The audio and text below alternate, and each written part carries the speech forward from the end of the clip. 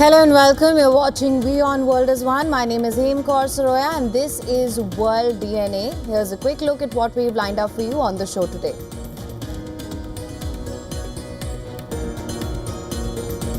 A preliminary investigation into the Ahmedabad plane crash finds that fuel control switches to the engines of the Air India flight were moved from the run to cut-off position moments before impact. Reports say that one pilot asked the other why he cut off fuel and the second pilot responded that he had not done so.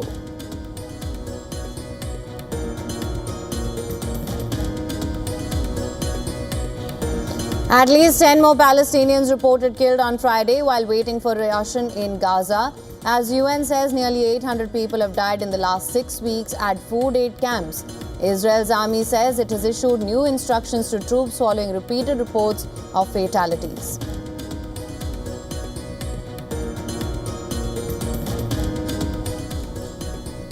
I've never seen anything like it. I've seen a lot of bad ones. I've gone to a lot of hurricanes, a lot of tornadoes. I've never seen anything like this. This is a...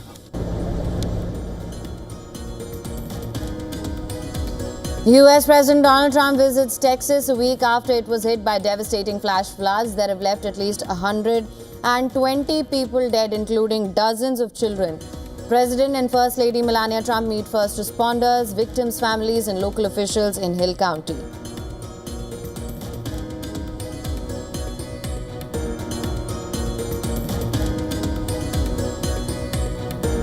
The U.S. government announces first sanctions against Cuban President Miguel Diaz-Canel for his alleged role, regime's brutality towards the Cuban people. Secretary of State Marco Rubio says U.S. is restricting visas for Cuban president and other high-ranking government officials on the 4th anniversary of the historic anti-government protests in Cuba.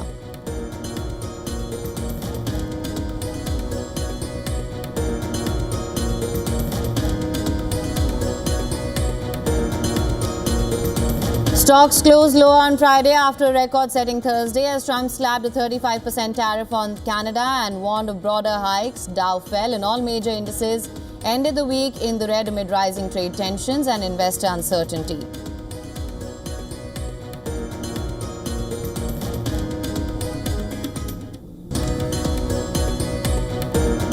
The Maratha military landscapes of India have been added to the UNESCO The World Heritage List, becoming India's 44th site to receive the global recognition. The announcement was made on Friday during the 47th session of the World Heritage Committee in Paris.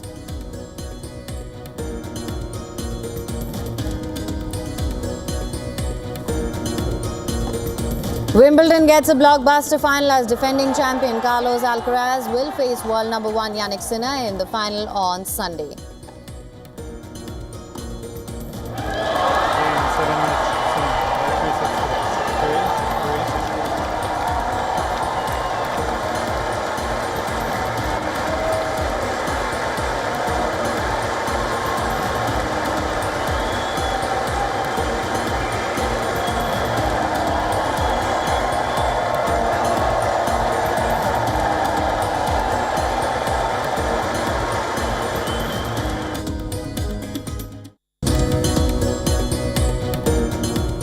Our top story, the fuel control switches of the Air India Flight 171 that crashed in Ahmedabad were cut off moments before impact. A preliminary report into the crash reveals that both engines ceased functioning seconds after takeoff as fueling mechanisms switched from run to cut-off sequentially.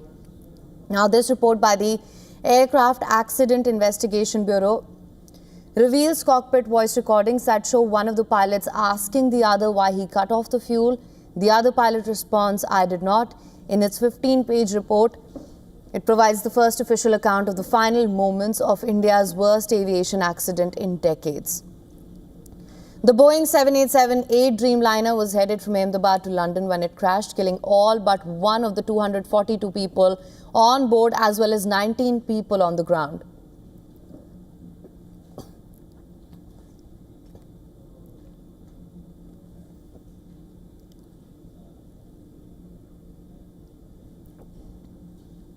Now let's get into the specifics. The report said that once the aircraft achieved the top of 180 knots, both engines' fuel switches transitioned from run to cut off within 1 second.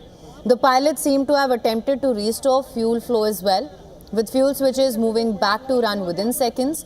Both engines began relight sequences, with engine 1 showing signs of recovery, but insufficient time and altitude prevented successful restart and the aircraft crashed. Then comes the RAM air turbine and emergency backup power source, which was deployed.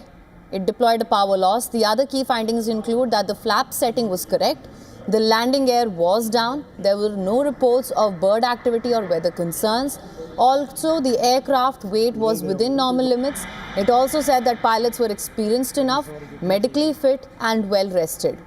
Importantly, the report suggests no recommended actions to this B7878 and or the GE Gen X 1B engine operators and manufacturers at this stage, suggesting investigations have not identified systemic issues that would affect the global fleet of over 1,100 Dreamliners in service. The plane was carrying 230 passengers, 169 Indians, 53 British, 7 Portuguese and a Canadian, along with 12 crew members. Dozens of people on ground were injured. One passenger miraculously survived, a British citizen who was seen walking out of the wreckage of the crash and who was since been discharged from hospital as well.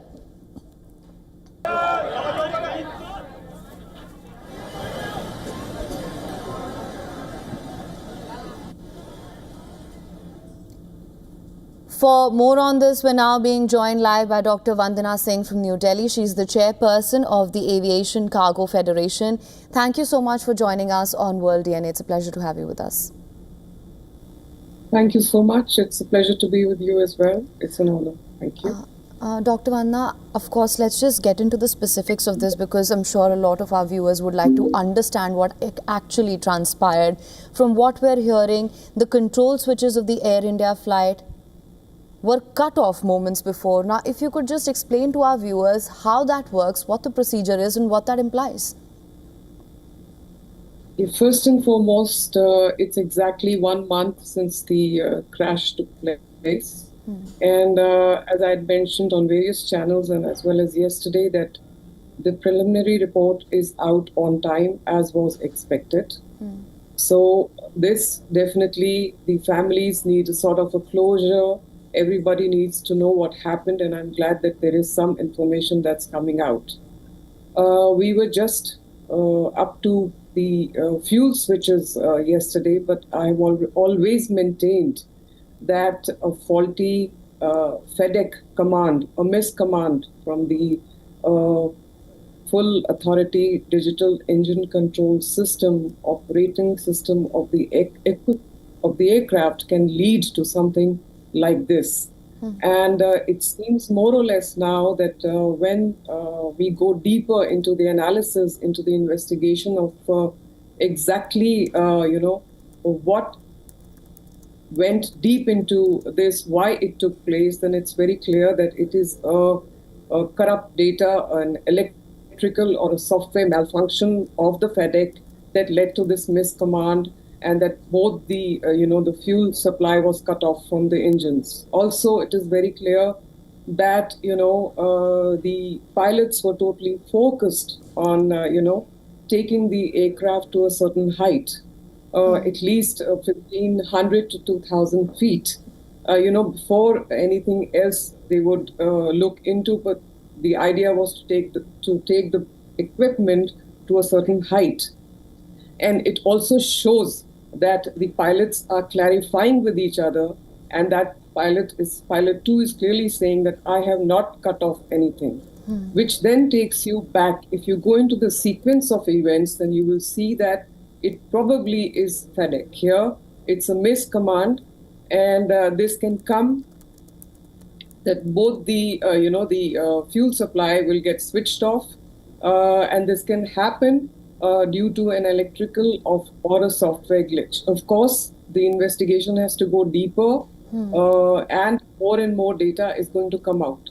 But as we look at it right now, definitely I don't see this as a pilot error. I always maintained it, and I'm happy that the pilots' families can absolve. They don't go into a sort of a complex or a guilt over here that something went wrong due to their own sons or brothers or husbands or whoever they were. But definitely this was a miscommand from the FedEx. I've always maintained it. Electrical software malfunction glitch that has happened.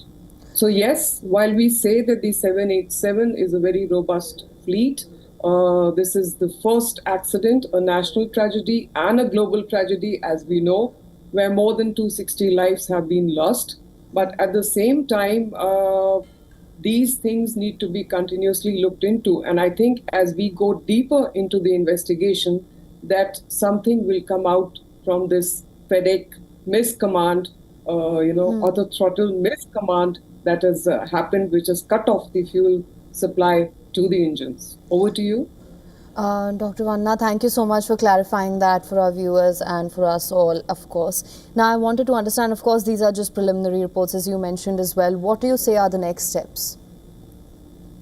Next steps, as I mentioned, is to go into the complete sequence as to how this whole thing unfolded. They will definitely have to look at the FedEx. They will definitely have to see if there was a miscommand. They'll definitely have to see were there any faulty sensors. They'll have to definitely look into any electrical, any software glitch that was happening, which could lead to all of this.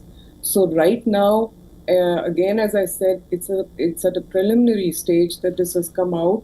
But once they start going deeper into the flight data recorder and the cockpit voice recorder, that more and more information is going to surface out. And then you join the dots together and come up with the full sequence of events as it happened. And I'm sure the investigating authorities and the Accident Control Bureau, as well as the support investigating staff, are competent enough to really put together the sequence of events as it happened. But as I maintained right from day one, that I see this as a FedEx mandated miscommand due to an electrical software glitch that cut off both the engines. And now we can see that the pilots are clearly telling each other, where one pilot captain is asking and the other is saying, no, I have not cut this off. So that clearly shows that there is a deeper sense into it to go into the FedEx system, operating system itself. And I think this will come out as we go deeper into the investigation. Over to you, dear. Right. Hopefully there is more that we can understand from further investigations and there is better clarity that is presented to us. But for now, thank you so much, Dr. Vanna, for joining us and clarifying this for us as well. Thank you so much. Thank you for having me on this. All right, of course, as I mentioned, we'll continue to bring you more details and updates as and when more reports come in. For now, let's shift our focus. Donald Trump and First Lady Melania Trump visited Texas days after the devastating flash floods left at least 120 dead, including dozens of children. They visited Kerr County, where grief and destruction now blanket the once tranquil summer camps and neighborhoods. The President and the First Lady met with the first responders, grieving parents, state officials, including Texas Governor Greg Abbott and Homeland Security Secretary Kristi Noem. Trump expressed astonishment at the scale of the disaster. He said he's never seen anything like this and added that the action is being taken so that such an event never happens again. I've never seen anything like it. I've seen a lot of bad ones. I've gone to a lot of hurricanes, a lot of tornadoes. I've never seen anything like this. This is a bad one. We just visited with incredible families that, look, they've been devastated. They lost their child or two children, and just hard to believe what, I've never seen anything like it. A little narrow river that becomes a monster, and that's what happened. Now, Trump praised local and federal emergency crew for acting quickly to save lives while deflecting criticism over delayed alerts and questions about FEMA's future, an agency he has previously suggested eliminating. The sharp rebuke came after a reporter asked whether earlier warnings could have saved lives. Trump said that only an evil person would ask a question like this. Well, I think everyone did an incredible job under the circumstances. This was, I guess Christie said, a 1 in 500, 1 in 1,000 years. And I just have admiration for the job that everybody did. There was just admiration. The only a bad person would ask a question like that, to be honest with you. I don't know who you are, but only a very evil person would ask a question like that. Local reports confirm some evacuation alerts took over 90 minutes to reaching residents long after floodwaters surged. First Lady Melania Trump shared a quiet moment with families who lost children, many at the century-old Camp Mystic, where at least 27 campers and staff died. We are grieving with you. Our nation is grieving with you. We just met with the wonderful families. We pray with them, we hug, we hold hands. They share the stories, and I met beautiful young ladies. They gave me this special bracelet from the camp in honor of all of the little girls that they lost their lives. More than 170 are still missing after the July 4th disaster. Search teams continue to work through the mud and debris, holding out hope. For more details, our correspondent Susan Tehrani has sent us this report. Listen to this. During his survey of Texas, President Trump met with state and local leaders, including Governor Greg Abbott and first responders. The president extended the federal disaster declaration to 8 additional counties, enabling FEMA and federal funds to support relief efforts. The president and First Lady expressed anguish for victims and highlighted national solidarity. The administration is now considering rebranding FEMA instead of dismantling it altogether. Senior officials describe this as shifting towards empowering state rather than eliminating federal coordination. A bipartisan consensus praising federal aid on the one hand, while raising questions about whether budget cuts, especially at the National Weather Service, may have weakened early warning capabilities. Susan Tehrani reporting from New York for WION World is One.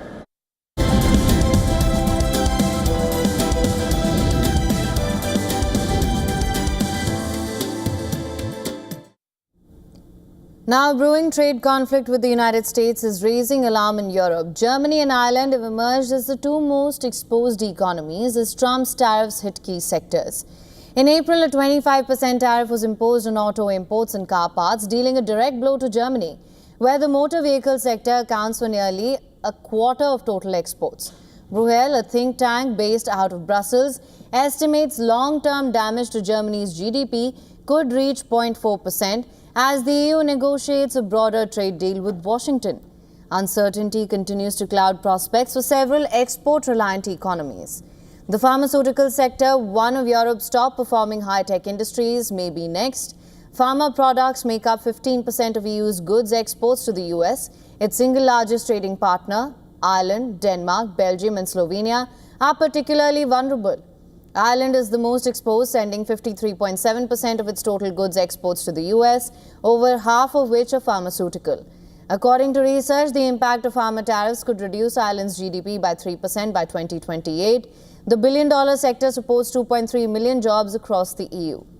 The broader impact of the US tariffs could shave 0.3% of EU's GDP. Oxford Economics warns trade volumes could drop by 8% over the next 5 years, while Germany and Ireland are at the epicenter. The ripple effects extend to smaller economies integrated into Germany's supply chains. Even countries with less direct US exposure like France and Spain face risk due to investment uncertainty and global weakness. Trump has threatened a 200% tariff on pharma goods, a move analysts believe is unlikely but signals growing pressure on EU companies to shift production to the United States.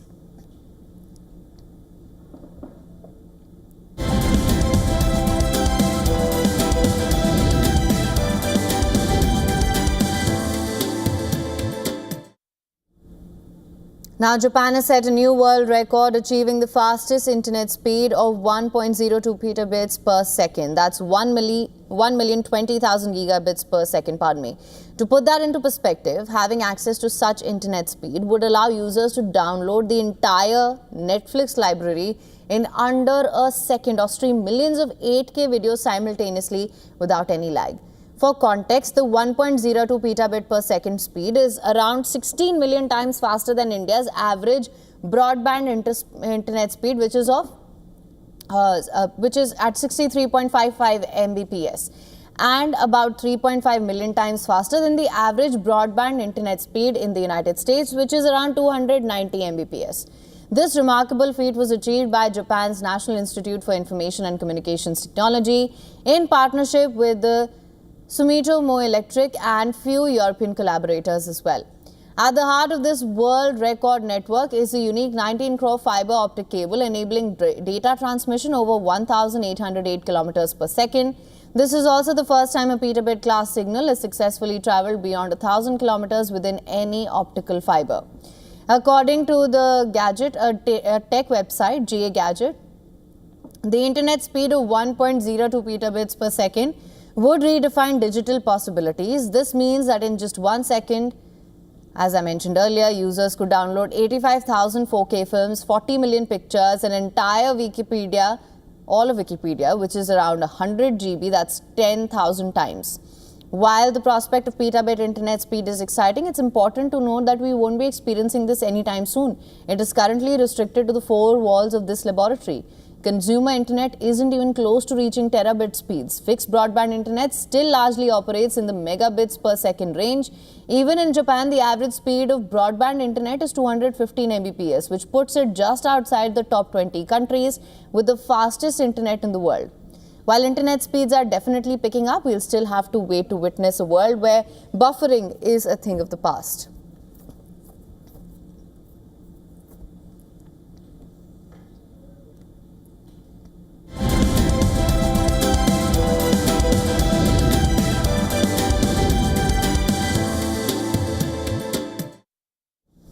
Now, defending champion Carlos Alcaraz will take on world number 1 Jannik Sinner in the Wimbledon final on Sunday. Alcaraz will have the chance to win a third straight Wimbledon title. Alcaraz beat 5th seed Taylor Fritz in the last 4 to reach another Grand Slam final. 2nd seed Alcaraz came into the match as the clear favourite but was pushed at times by American Fritz, who was playing in his 2nd Grand Slam semi-final. Alcaraz began strongly and a single break of serve was enough for him to take the first set. Fritz has won the most number of grass court matches this season and he took the 2nd set in a tie-break. However, Alcaraz bounced back in the 3rd by winning it 6-3. But the momentum swung again and it looked like Fritz would force a deciding 5th set when he led 6-4 in the tie-break. But Alcaraz saved 2 set points and reeled off 4 consecutive points to complete a 6-4, 5-7, 6-3, 7-6 victory in 2 hours and 48 minutes. Standing in Alcaraz's way is Jannik Sinner. The Italian beat Novak Djokovic in the 2nd semi-final. Sinner completed a 6-3, 6-3, 6-4 win over the 7th-time Wimbledon champion to reach his maiden final at the All England Club. Remember, Alcaraz beat Sinner in the French Open final last month, which was one of the greatest tennis matches of all time. That is the only Grand Slam final Sinner has lost in his career out of 4 title clashes. Meanwhile, Alcaraz has won all 5 of his Grand Slam finals.